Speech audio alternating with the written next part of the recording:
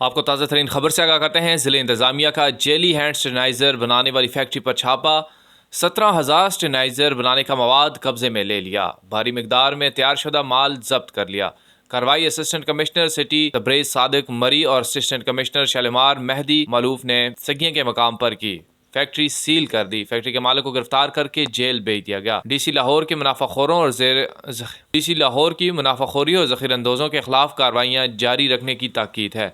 ज़िला इंतज़ामिया का jelly hand स्टेनाइज़र बनाने वाली फैक्ट्री पर छापा। 17,000 हैंड स्टेनाइज़र बनाने का मवाद कब्जे में ले लिया। भारी मिकदार में तैयारशुदा माल जब्त कर लिया। कार्रवाई assistant commissioner city Tabrez Sadiq मरी और असिस्टेंट कमिश्नर शालिमार मेहदी मालूफ ने सगियां के मकाम पर की। फैक्ट्री सील कर दी। फैक्ट्री के मालिक को गिरफ्तार करके जेल भेज दिया गया। मेरे पास तकरीबन इस वक्त 2000 केमिकल अल्हम्दुलिल्लाह मेरी अपनी कोट है।